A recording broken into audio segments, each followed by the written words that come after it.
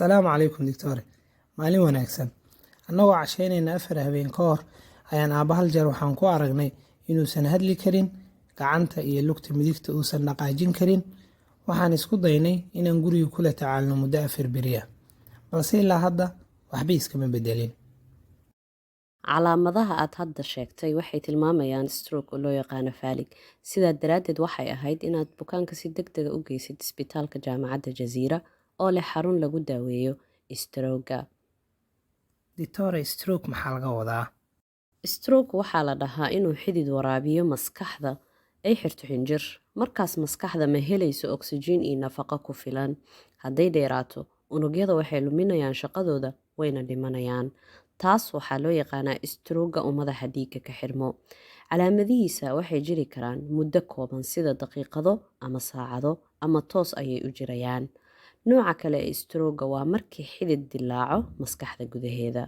Stroke qof kasta muu ku dhici karaa?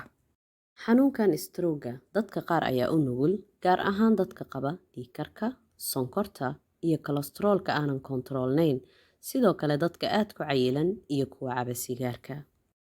Doctore, maadaama aad dhahday stroke nooc ka mid a qofka iskiis ayuu uga fiicnaanaa, ma la sugi karaa qofka intuu ka fiicnaanayo?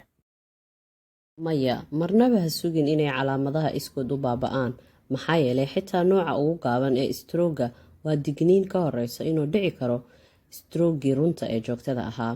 Sidaa daraaddeed, fadlan bukaanka gee xarunta kuugu dhow ee lagula tacaali karo si looga hortago naafo joogto ah.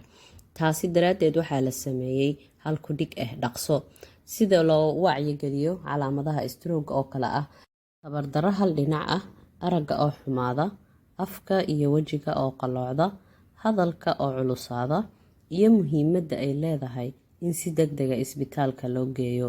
Sidaa daraaddeed, fadlan gey bukaanka isbitaalka 3 saac gudahooda, maxaa yeelay daqiiqad kaste waxaa dhimanaya 2 milyan oo unugyada maskaxda. Marka xasuusnow in istaroogga uu waqtiga muhiim u yahay badbaadinta maskaxda.